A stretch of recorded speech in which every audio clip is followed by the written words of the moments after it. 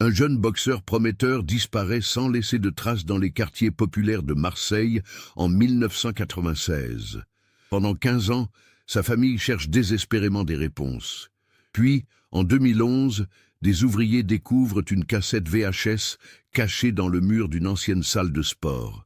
Ce qu'ils y trouvent bouleverse tout ce que l'on croyait savoir sur cette affaire et révèle une vérité si troublante qu'elle remet en question la confiance même que l'on peut avoir en ceux qui nous sont les plus proches.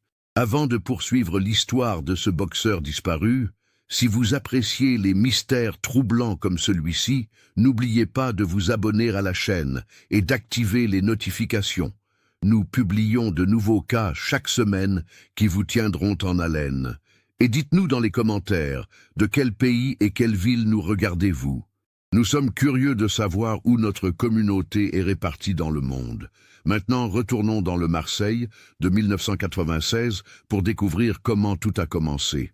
Le Mistral soufflait fort sur Marseille en cette soirée du 23 septembre 1996, faisant claquer les volets des immeubles HLM du quartier de la Castellane. Dans le gymnase municipal Georges Carpentier, situé rue de la République, l'ambiance était électrique. Les néons grésillaient au-dessus du ring central où s'entraînait Karim Benali, 19 ans, considéré comme l'un des espoirs les plus prometteurs de la boxe marseillaise. Karim était un jeune homme de 1,68 m, aux épaules larges et aux mains rapides comme l'éclair. Né dans le quartier du Panier de parents algériens immigrés dans les années 70, il avait découvert la boxe à l'âge de 12 ans grâce à son professeur d'éducation physique, Monsieur Laroche, qui avait repéré en lui un talent naturel exceptionnel. Son père, Ahmed Benali, travaillait depuis 20 ans comme docker au port autonome de Marseille, un emploi physiquement épuisant qui lui avait forgé des mains comme de l'acier et une philosophie de vie basée sur le travail acharné. Sa mère, Fatima, était femme de ménage dans les bureaux du centre-ville et consacrait ses soirées à élever ses 4 enfants avec une patience infinie et un amour inconditionnel. Karim était l'aîné, suivi de sa sœur Nadia, 17 ans, étudiante en terminale littéraire avec des rêves de devenir journaliste, puis des jumeaux Omar et Samir, 14 ans, passionnés de football et admirateurs inconditionnels de leur grand frère boxeur. La famille vivait dans un appartement de 4 pièces au 5e étage d'une barre d'immeubles construite dans les années 60, au 47 boulevard des Libérateurs. L'appartement était modeste, mais toujours impeccablement tenu par Fatima, qui avait transformé le petit balcon en jardin miniature où poussaient des plantes aromatiques qui embaumaient la cuisine familiale. En ce mois de septembre 1996, Karim préparait le championnat régional amateur des poids moyens, prévu pour le 15 novembre. Son entraîneur, Lucien Marchand, un ancien professionnel de 58 ans qui avait raccroché les gants 15 ans plus tôt après une carrière honorable, voyait en Karim le fils qu'il n'avait jamais eu. Lucien dirigeait le club de boxe Les Gladiateurs de Marseille depuis 1982, transformant une ancienne salle de gymnastique délabrée en un véritable temple de la boxe où s'entraînaient une 50aine de jeunes du quartier. Il était devenu une figure paternelle pour beaucoup d'entre eux, leur offrant non seulement un entraînement de qualité, mais aussi des conseils de vie et un encadrement qui leur manquait parfois à la maison. Le style de Karim était unique. Une garde classique héritée de l'école française, mais avec une vitesse de frappe et des déplacements qui rappelaient les grands champions américains. Il avait cette rare capacité à anticiper les mouvements de ses adversaires et à contre-attaquer avec une précision chirurgicale qui impressionnait tous ceux qui le voyaient combattre. Sa dernière victoire, le 7 septembre 1996, contre Julien Fernandez, un boxeur expérimenté de Nice, avait fait sensation. Karim avait dominé le combat du début à la fin, remportant une victoire par KO technique au 5e round qui avait fait parler de lui dans tous les clubs de la région PACA.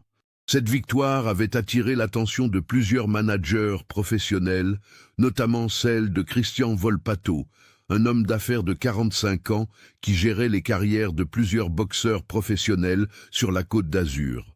Volpato avait contacté Lucien Marchand dès le lendemain du combat pour exprimer son intérêt pour Karim et proposer une rencontre. Le 20 septembre 1996, 3 jours avant sa disparition, Karim avait rencontré Volpato dans un café du Vieux-Port, accompagné de Lucien. La discussion avait duré 2 heures, pendant lesquelles le manager avait détaillé ses projets pour le jeune boxeur. Passage professionnel après les championnats amateurs, programmation de combats rémunérateurs, possibilité de s'entraîner dans des salles prestigieuses de Monaco ou de Cannes. Mais ce que Volpato proposait impliquait aussi de quitter Marseille, de s'éloigner de sa famille et de son quartier. Pour Karim, profondément attaché aux siens et à ses racines, cette perspective était à la fois excitante et terrifiante. Le 23 septembre 1996, Karim avait rendez-vous au gymnase pour une séance d'entraînement intensive avec Lucien. Il devait travailler spécifiquement ses déplacements latéraux, un point faible que son entraîneur avait identifié lors du dernier combat. Karim quitta l'appartement familial vers 18h30, après avoir partagé le dîner avec sa famille. Sa mère se souvient encore parfaitement de leur dernière conversation. Il était préoccupé par la proposition de Volpato et cherchait conseil auprès de ses parents. « Maman, qu'est-ce que tu penses ? Si je pars, je pourrais vous envoyer de l'argent, aider papa avec les factures, payer les études de Nadia. Mais j'aurai plus ma famille près de moi », avait-il confié à sa mère en l'aidant à débarrasser la table. Fatima, dans sa sagesse maternelle, lui avait répondu « Mon fils, la réussite sans la famille, c'est comme un arbre sans racines. Mais tu es assez grand pour choisir ton chemin. Nous, on sera toujours là, quoi que tu décides. » Karim avait embrassé sa mère sur le front, pris son sac de sport Adidas bleu marine et était parti en direction du gymnase en empruntant l'escalier de l'immeuble. Plusieurs voisins l'avaient croisé et salué dans la cage d'escalier, comme chaque soir depuis des années. La séance d'entraînement était prévue de 19h à 21h. Lucien Marchand était arrivé au gymnase vers 18h45 pour préparer la salle et installer le matériel. À 19h15, voyant que Karim n'était toujours pas arrivé, il avait commencé à s'inquiéter, car son élève était d'une ponctualité exemplaire. À 19h30, Lucien avait appelé le domicile des Ben Ali depuis le téléphone fixe du gymnase. Ahmed lui avait confirmé que Karim était parti depuis 1 heure pour se rendre à l'entraînement. Ils avaient convenu d'attendre encore un peu, pensant qu'il avait peut-être eu un contretemps. À 20h, Lucien avait refermé le gymnase et s'était rendu personnellement chez les Ben Ali, situés à 15 minutes à pied. Le trajet habituel de Karim était simple et direct. Descendre le boulevard des Libérateurs jusqu'à la Canebière, puis remonter la rue de la République jusqu'au gymnase. Un parcours qu'il effectuait quotidiennement depuis 7 ans sans jamais avoir eu le moindre problème. Inquiets, Ahmed, Lucien et Omar étaient partis ensemble rechercher Karim en refaisant son trajet habituel. Ils avaient interrogé les commerçants encore ouverts, les habitués des cafés, les jeunes qui traînaient sur les places du quartier. Personne n'avait vu Karim ce soir-là. À 22h30, la famille avait alerté le commissariat du 1er arrondissement. L'officier de garde, le brigadier Morel, avait pris note de la disparition mais avait expliqué qu'il fallait attendre 48 heures avant d'ouvrir une enquête officielle pour un majeur. Il avait cependant accepté de diffuser le signalement dans les patrouilles de nuit. La nuit du 23 au 24 septembre fut un calvaire pour la famille Ben Ali.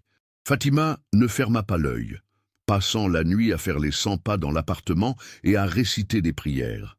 Ahmed et les jumeaux avaient sillonné les rues du quartier jusqu'à l'aube, espérant croiser Karim ou quelqu'un qui l'aurait vu. Le 24 septembre au matin, Ahmed se rendit au port pour prévenir ses collègues qu'il ne pourrait pas travailler et organiser des équipes de recherche avec les dockers, qui connaissaient la ville comme leur poche. Parallèlement, Lucien mobilisa tous les membres du club de boxe et leurs familles pour quadriller méthodiquement le centre-ville. Les recherches s'organisèrent avec une efficacité remarquable. La communauté maghrébine du quartier, très soudée, se mobilisa immédiatement. Les commerçants affichèrent des photos de Karim dans leurs vitrines, les taxis firent passer le message sur leur radio, les employés municipaux gardèrent l'œil ouvert pendant leur tournée. Le 25 septembre, 48 heures après la disparition, l'enquête officielle fut ouverte par la police judiciaire de Marseille. L'inspecteur principal Jacques Navarro, 42 ans, fut chargé du dossier. Navarro était un policier expérimenté, spécialisé dans les affaires de personnes disparues, qui connaissait bien les spécificités sociales des quartiers nord de Marseille. Les premières investigations révélèrent que Karim n'avait utilisé ni sa carte bancaire, ni son téléphone portable depuis sa disparition. Il n'avait emporté aucun vêtement de rechange, aucun argent au-delà des 50 francs qu'il avait toujours sur lui, et n'avait prévenu personne d'un éventuel voyage. L'inspecteur Navarro interrogea méthodiquement tous les proches de Karim.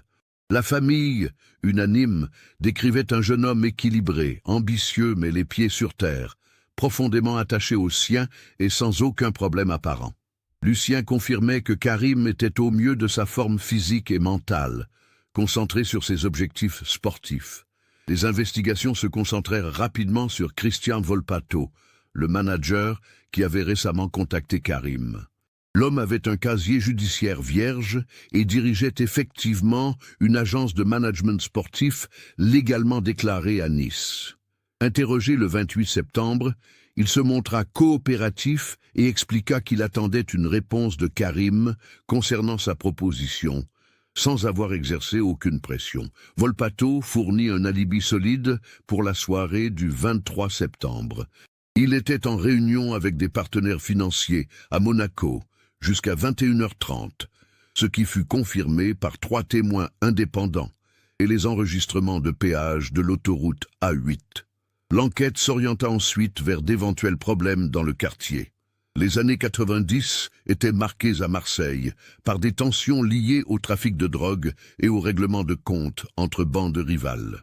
Cependant, Karim n'avait aucun lien avec ces milieux et était même respecté par les jeunes les plus difficiles du quartier pour son parcours exemplaire. L'inspecteur Navarro étudia aussi la piste d'un accident ou d'une agression crapuleuse. Les hôpitaux de la région furent contactés, les morgues vérifiées, les terrains vagues fouillés. Plusieurs témoignages signalaient des rixes dans le centre-ville ces jours-là, mais aucune ne correspondait au profil ou à l'horaire de Karim. Une piste particulièrement troublante émergea le 2 octobre. Madame Ginette Castel, concierge d'un immeuble de la rue Paradis, affirma avoir vu un jeune homme correspondant au signalement de Karim monter dans une voiture sombre vers 19h le 23 septembre. Cependant, elle reconnut qu'elle n'était pas certaine de l'identification et que l'éclairage public était défaillant dans cette rue. Cette piste fut approfondie pendant plusieurs jours. L'inspecteur Navarro fit analyser les témoignages de tous les habitants de la rue Paradis, qui ne se trouvaient pas sur le trajet habituel de Karim vers le gymnase. Aucune autre personne ne confirma avoir vu quoi que ce soit de suspect ce soir-là. Parallèlement, une enquête approfondie fut menée sur l'entourage sportif de Karim. Le monde de la boxe amateur à Marseille était relativement restreint, et l'inspecteur Navarro interrogea tous les entraîneurs, boxeurs et dirigeants des clubs de la région. Il ressortit de ces investigations que Karim n'avait aucun ennemi dans le milieu sportif. Au contraire, sa personnalité respectueuse et son talent reconnu lui valaient l'estime de tous. Même ses adversaires sur le ring le décrivaient comme un compétiteur loyal et fair-play. Cependant, une information intrigante émergea lors de l'audition de Marc Santini, un entraîneur du club de boxe de Toulon. Santini révéla qu'un homme s'était présenté dans son club 15 jours avant la disparition de Karim, prétendant être journaliste sportif et posant de nombreuses questions sur le jeune boxeur marseillais.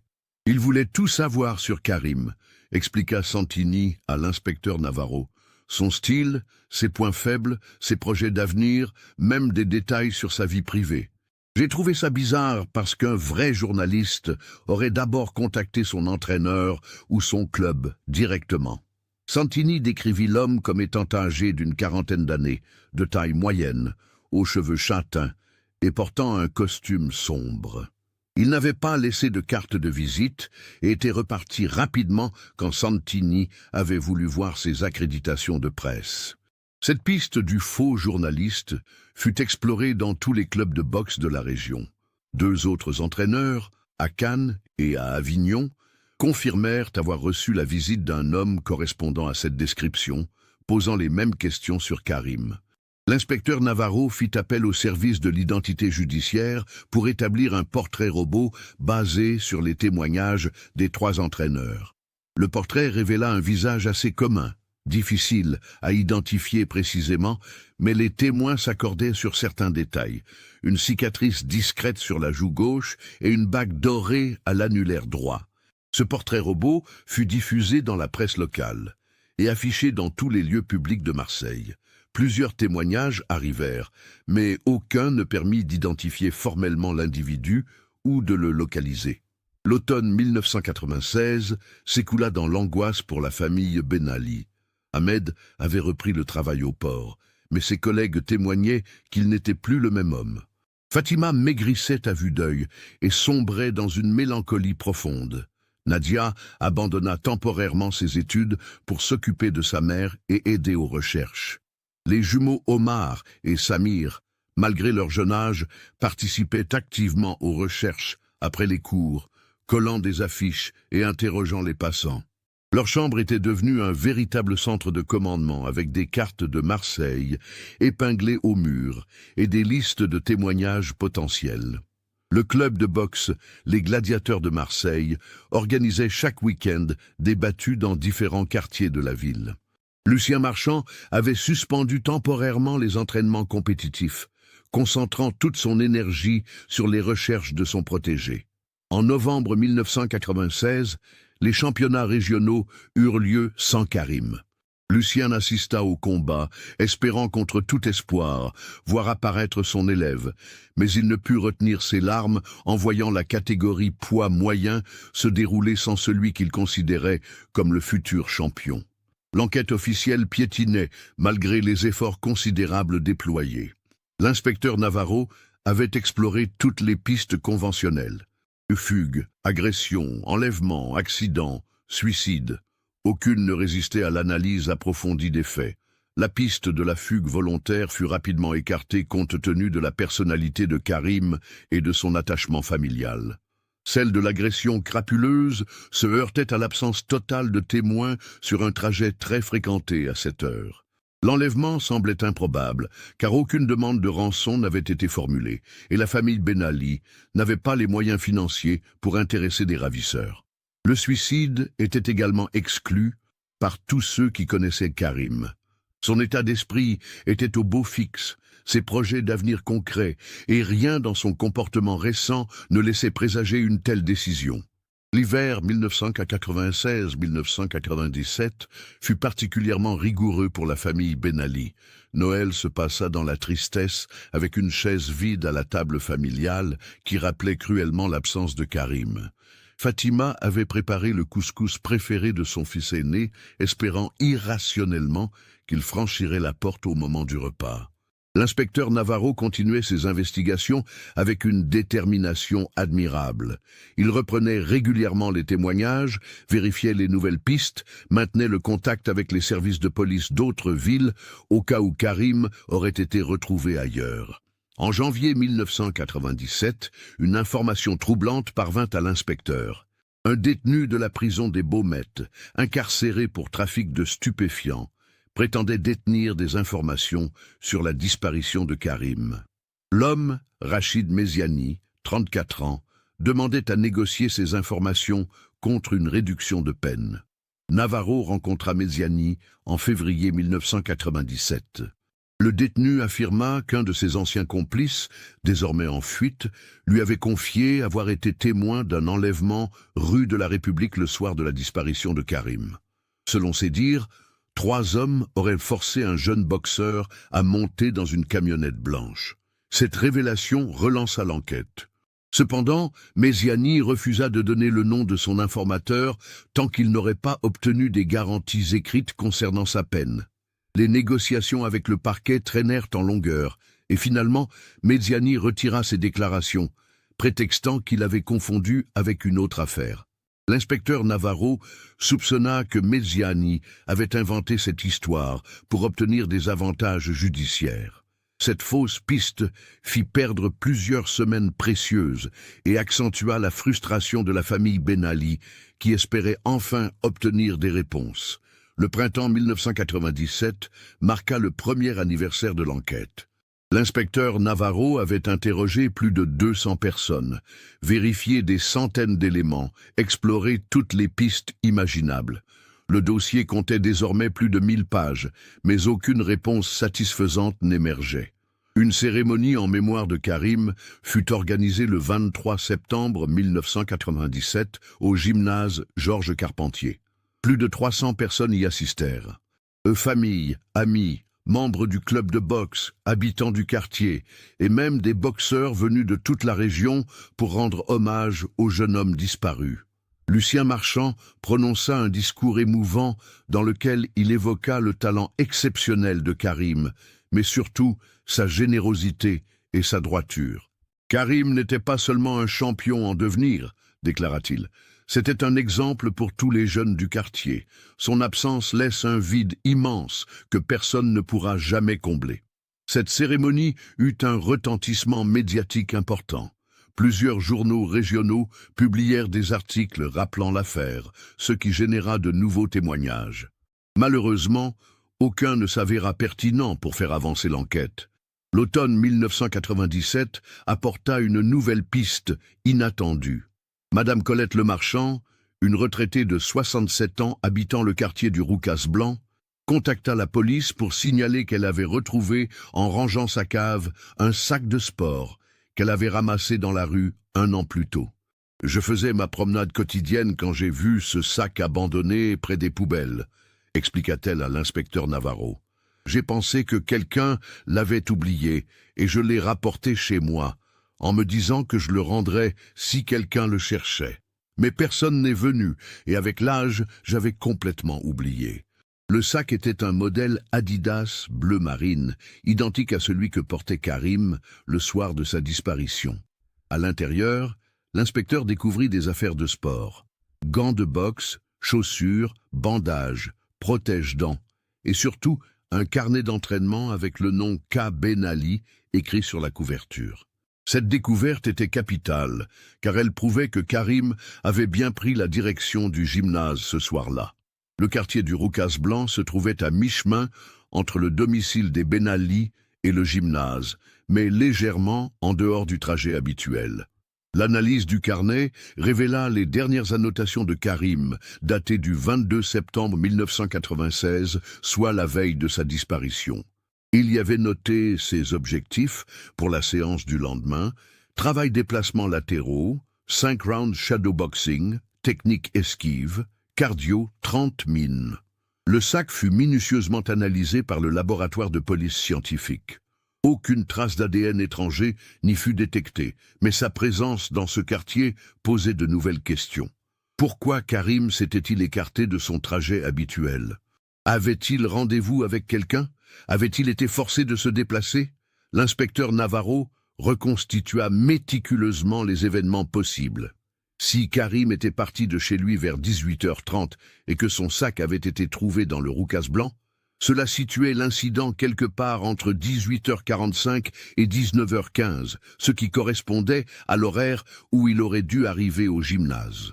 Madame Lemarchand fut interrogée en détail sur les circonstances exactes de sa découverte. Elle se souvenait avoir trouvé le sac le 24 septembre 1996 vers 9h du matin, lors de sa promenade quotidienne. Il était posé contre un mur, près des conteneurs à ordures de la rue Breteuil, comme s'il avait été abandonné récemment.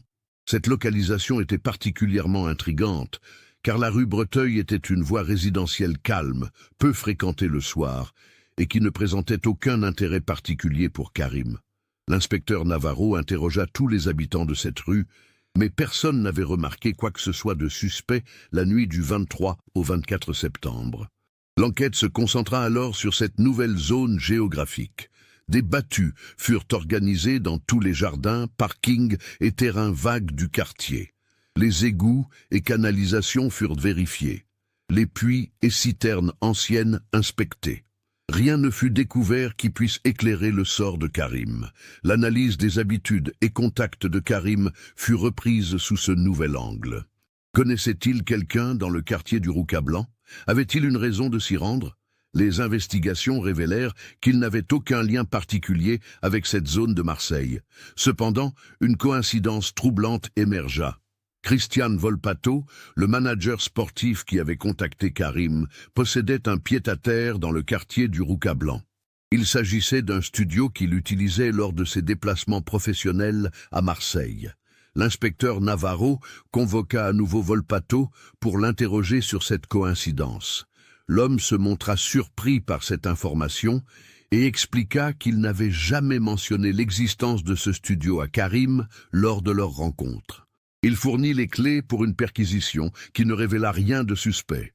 L'alibi de Volpato pour la soirée du 23 septembre fut revérifié minutieusement. Les témoins de Monaco confirmèrent sa présence jusqu'à 21h30 et les relevés d'autoroute montraient qu'il était rentré directement à Nice sans faire de détour par Marseille. L'année 1998 s'ouvrit sans nouvelles révélations. L'enquête était désormais au point mort. Et l'inspecteur Navarro dut reconnaître que toutes les pistes raisonnables avaient été explorées. Le dossier resta ouvert, mais les moyens qui y étaient consacrés furent progressivement réduits. La famille Ben Ali refusait cependant d'abandonner. Ahmed avait constitué une association, Recherche Karim Ben Ali, qui organisait régulièrement des campagnes d'information et des événements pour maintenir l'affaire dans l'actualité locale. Nadia, qui avait finalement repris ses études, s'orienta vers le journalisme avec l'objectif secret de pouvoir un jour enquêter elle-même sur la disparition de son frère. Elle développa une obsession pour les techniques d'investigation et passa ses week-ends à consulter les archives de presse et à reprendre contact avec d'anciens témoins. Lucien Marchand avait transformé une partie du gymnase en mémorial de Karim. Les photos du jeune boxeur ornaient les murs et une plaque commémorative avait été installée près du ring principal. Il ne se passait pas un jour sans que l'entraîneur évoque la mémoire de son protégé disparu. En 1999, 3 ans après la disparition, l'inspecteur Navarro fut muté à une autre brigade. Son successeur, l'inspecteur principal Michel Castellani, reprit le dossier avec un regard neuf mais ne put apporter d'éléments nouveaux. L'affaire Ben Ali était devenue l'une des énigmes criminelles les plus médiatisées de Marseille. Régulièrement, des journalistes relançaient l'intérêt du public, des émissions de télévision consacraient des reportages au cas, mais aucune révélation majeure n'émergea. Les années 2000 furent marquées par plusieurs fausses alertes qui redonnèrent momentanément espoir à la famille. En 2001, un homme ressemblant à Karim fut aperçu dans une gare de Lyon, mais l'identification s'avéra erronée. En 2003, des ossements découverts dans les calanques firent l'objet d'analyses ADN qui exclurent tout lien avec le jeune boxeur disparu. En 2005, Nadia Ben Ali, devenue journaliste au quotidien La Provence, publia une série d'articles sur l'affaire de son frère. Son investigation approfondie révéla plusieurs négligences dans l'enquête initiale et relança l'intérêt du public. Cependant, malgré l'émotion suscitée, aucun élément nouveau ne permit de faire progresser l'affaire. Cette même année, Ahmed Ben Ali prit sa retraite après 35 ans de service au port de Marseille. Usé par le chagrin et les années de recherche infructueuses, il développa des problèmes cardiaques qui l'obligèrent à réduire ses activités.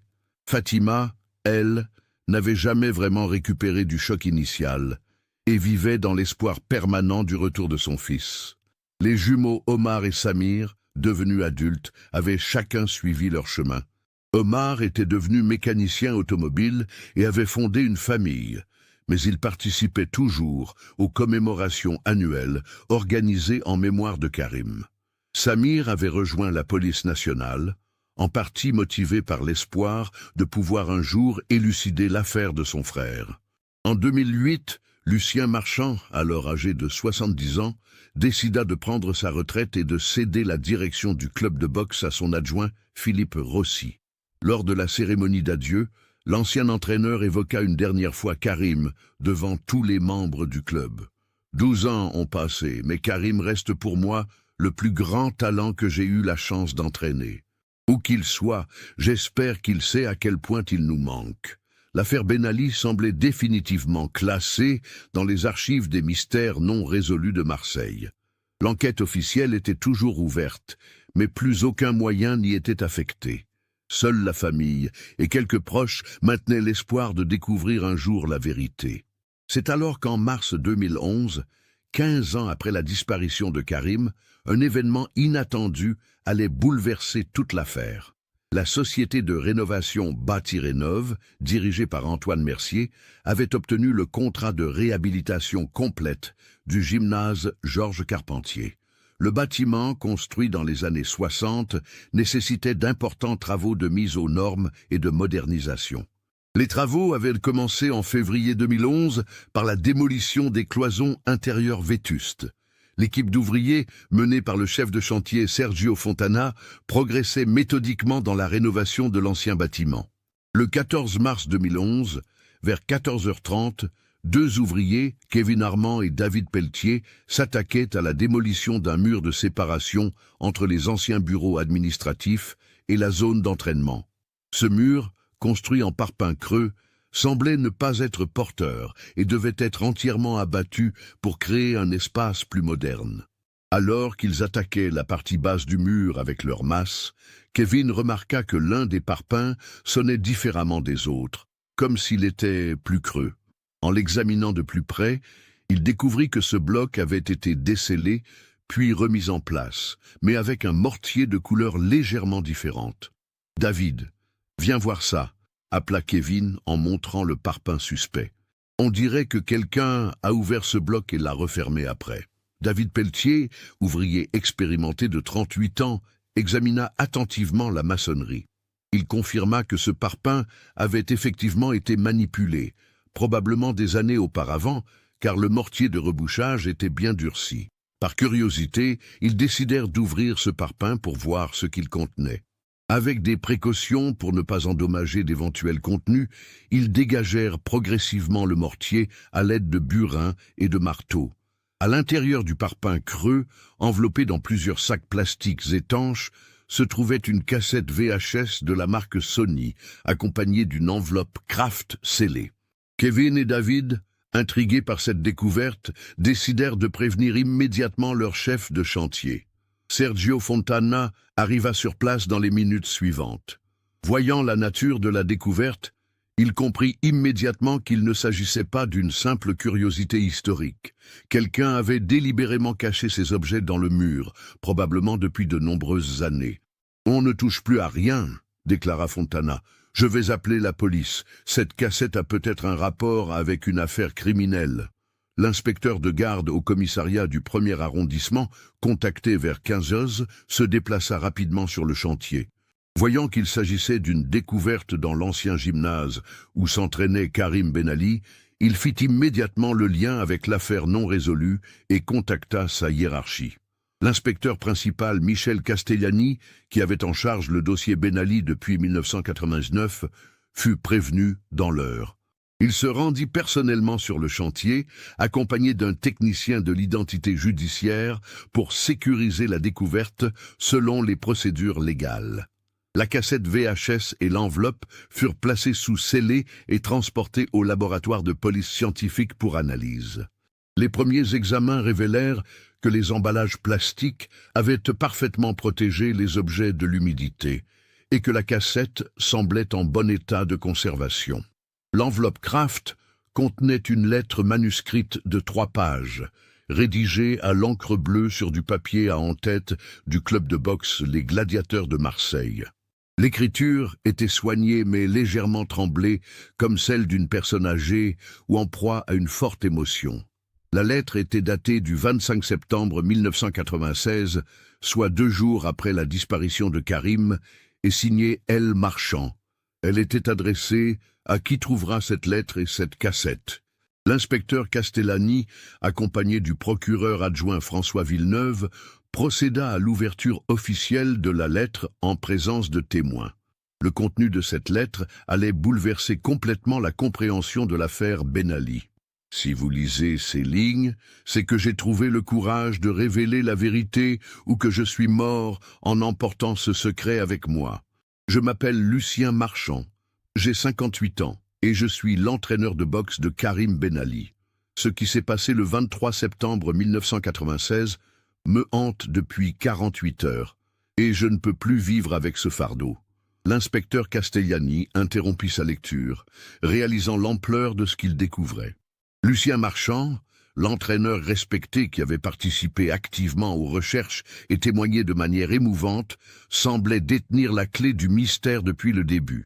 Karim est venu au gymnase ce soir-là, contrairement à ce que j'ai dit à la police. Il est arrivé vers 19h15, légèrement en retard, mais il m'a expliqué qu'il avait fait un détour pour réfléchir à la proposition de ce manager de Nice. Nous avons commencé l'entraînement normalement. La lettre détaillait ensuite les événements de cette soirée fatidique avec une précision troublante. Selon Marchand, l'entraînement s'était déroulé sans problème jusqu'à 20h30 environ, moment où Karim avait confié à son entraîneur ses véritables préoccupations. Karim était perturbé, mais pas par la proposition de Volpato. Il m'a révélé qu'il avait découvert quelque chose de grave concernant moi, quelque chose qu'il avait gardé pour lui depuis plusieurs semaines. Il avait remarqué que je prélevais de l'argent dans la caisse du club, et il voulait comprendre pourquoi. L'inspecteur Castellani poursuivit sa lecture avec une attention croissante. Marchand décrivait dans sa lettre comment Karim avait découvert ces détournements de fonds commis depuis plus de 2 ans pour couvrir des dettes de jeu. J'avais un problème avec les courses hippiques depuis la mort de ma femme en 1994. Je pensais que personne ne s'en apercevrait, que je pourrais rembourser avant que ça se découvre. Mais Karim était intelligent. Il tenait les comptes des licences et des équipements, et il avait remarqué les incohérences. La confession révélait que Karim n'avait pas accusé directement son entraîneur, mais qu'il avait voulu comprendre la situation et l'aider. Il me proposait même de garder le secret si j'acceptais de me faire soigner pour mon addiction. Ce gamin de 19 ans essayait de sauver ma réputation alors que j'avais volé son club. Mais c'est la suite de la lettre qui révéla la tragédie véritable. Nous avons discuté pendant presque 1 heure après l'entraînement. Karim était ferme, mais compréhensif. Il voulait que j'avoue au président du club et que je rembourse progressivement. Moi, j'étais paniqué à l'idée de perdre ma réputation, mon travail, tout ce qui me restait. Marchand décrivait ensuite comment la discussion avait dégénéré. Karim m'a dit qu'il ne pouvait pas me laisser continuer à voler l'argent du club, que c'était une question de principe. Il m'a donné jusqu'au lendemain pour avouer, sinon il le ferait lui-même. J'ai perdu la tête. L'inspecteur Castellani sentit son cœur s'accélérer en lisant la suite. Je l'ai supplié de me laisser encore quelques semaines, mais il était inflexible. Dans un moment de folie, j'ai attrapé une barre de fer qui traînait près du matériel et je l'ai frappé à la tête. Je voulais juste le faire taire, pas le tuer. Mais le coup a été plus violent que je ne pensais. La confession détaillait ensuite comment Marchand avait tenté de ranimer Karim avant de réaliser qu'il était mort. J'ai passé 1 heure à essayer de le réveiller, à lui faire du bouche à bouche, à presser sur sa poitrine. Mais il ne respirait plus. J'avais tué le garçon que je considérais comme mon fils. La suite de la lettre décrivait le plan improvisé de Marchand pour dissimuler son crime. J'ai paniqué complètement. J'ai chargé le corps de Karim dans ma voiture, une vieille Renault 21, et je l'ai emmené dans les calanques que je connaissais bien grâce à mes randonnées. J'ai trouvé une crevasse profonde, près du cap Croisette, et j'y ai descendu le corps avec des cordes d'escalade. L'inspecteur Castellani réalisa que cette localisation n'avait jamais été fouillée lors des recherches initiales, car elle se trouvait relativement loin de Marseille et ne présentait aucun lien apparent avec Karim ou son entourage. Pour les affaires de Karim, j'ai abandonné son sac dans le quartier du Rouca Blanc en espérant que ça détournerait les soupçons. Puis je suis rentré chez moi et j'ai passé la nuit à nettoyer ma voiture et à répéter l'histoire que j'allais raconter à la police. La lettre révélait aussi comment Marchand avait réussi à tromper tout le monde, y compris la famille Ben Ali. Le plus dur, c'était de jouer la comédie devant Ahmed et Fatima, de participer aux recherches en sachant que je cherchais un mort que j'avais moi-même tué. Chaque fois que je voyais leur visage plein d'espoir, j'avais envie de mourir. Marchand expliquait qu'il avait filmé cette confession sur cassette vidéo le 25 septembre 1996, puis avait caché la cassette et la lettre dans le mur du gymnase en espérant qu'elle serait découverte après sa mort. Je n'ai pas eu le courage de me suicider ou d'avouer à la police. J'ai préféré continuer à vivre avec ce secret en espérant que quelqu'un découvrirait un jour la vérité. Si vous lisez ces lignes, allez chercher le corps de Karim dans la crevasse que j'indique sur la carte ci-jointe. Et dites à sa famille que je suis désolé, même si je sais que mes excuses ne pourront jamais réparer le mal que j'ai fait. La lettre se terminait par un plan détaillé de la localisation du corps dans les Calanques, avec des repères géographiques précis et des indications topographiques. Marchand avait joint une photocopie d'une carte IGN, sur laquelle il avait marqué l'emplacement exact. L'inspecteur Castellani, bouleversé par cette découverte, contacta immédiatement le procureur de la République. Une opération de recherche fut organisée en urgence pour le lendemain matin dans les Calanques, avec l'appui des gendarmes spécialisés en montagne et des plongeurs de la sécurité civile. En parallèle, la cassette VHS fut confiée au laboratoire audiovisuel pour être visionnée dans les meilleures conditions techniques. L'inspecteur Castellani, accompagné du procureur Villeneuve, assista à cette projection cruciale le soir même. La cassette contenait effectivement l'enregistrement de Lucien Marchand, filmé dans ce qui semblait être son appartement personnel. L'homme apparaissait vieilli, les traits tirés, les yeux rougis par les larmes. Il répétait oralement le contenu de sa lettre écrite, avec parfois des détails supplémentaires. Je filme cette confession parce que j'ai peur d'oublier des détails importants dans l'émotion, déclarait Marchand face à la caméra. Je veux que la famille Ben Ali sache exactement ce qui s'est passé, comment leur fils est mort et pourquoi j'ai fait ça. L'enregistrement durait environ 45 minutes et confirmait tous les éléments de la lettre manuscrite. Marchand y apparaissait authentiquement rongé par la culpabilité, décrivant ses gestes avec une précision clinique qui ne laissait aucun doute sur la véracité de ses aveux. « Karim ne méritait pas de mourir pour ça », répétait-il plusieurs fois. « C'était un gamin formidable, droit, honnête, tout ce que je n'étais plus. Il voulait m'aider et moi, je l'ai tué. Je ne mérite pas le pardon, mais j'espère que la vérité permettra à sa famille de faire son deuil. » Le 16 mars 2011, à 7h du matin, l'opération de recherche fut lancée dans les Calanques du Cap Croisette. L'équipe de recherche, composée de gendarmes de montagne, de spéléologues et de techniciens de l'identité judiciaire, se dirigea vers la zone indiquée par Marchand. La localisation s'avéra parfaitement exacte. La crevasse décrite par l'ancien entraîneur fut rapidement identifiée grâce au plan détaillé qu'il avait fourni. Il s'agissait d'une faille naturelle dans la roche calcaire, profonde d'environ 15 mètres et dissimulée par la végétation méditerranéenne. Vers 11h30, les spéléologues remontèrent les restes de Karim Ben Ali, 15 ans après sa mort. Le corps, momifié par l'air sec de la crevasse, était remarquablement bien conservé. Il portait encore sa tenue d'entraînement de 1996 et ses chaussures de sport. L'autopsie, pratiquée le lendemain par le médecin légiste Dr Catherine Morel, confirma la version de Marchand.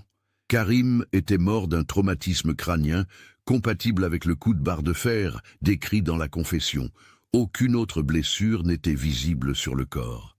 L'inspecteur Castellani fut chargé de l'arrestation de Lucien Marchand. Quand il se présenta au domicile de l'ancien entraîneur le 17 mars 2011, il le trouva dans un état de délabrement physique et mental avancé. Marchand, âgé de 73 ans, souffrait de la maladie d'Alzheimer depuis 2008 et ne se souvenait plus clairement des événements de 1996. « Je sais que j'ai fait quelque chose de mal », répétait Marchand lors de son interrogatoire, « mais je ne me souviens plus exactement de quoi. Est-ce que j'ai vraiment tué ce garçon ? Pourquoi j'aurais fait ça ? » Cette situation créa un dilemme juridique complexe. Marchand était formellement coupable du meurtre de Karim Ben Ali, comme le prouvaient ses propres aveux filmés, mais son état mental actuel le rendait inapte à subir un procès. Le parquet décida de le placer sous contrôle médical en attendant l'évolution de sa maladie. La nouvelle de la résolution de l'affaire Ben Ali fit sensation à Marseille et dans toute la France. Après 15 ans de mystère, la vérité était enfin révélée, mais elle était bien différente de ce que tous avaient imaginé. Pour la famille Ben Ali, cette révélation fut un choc terrible.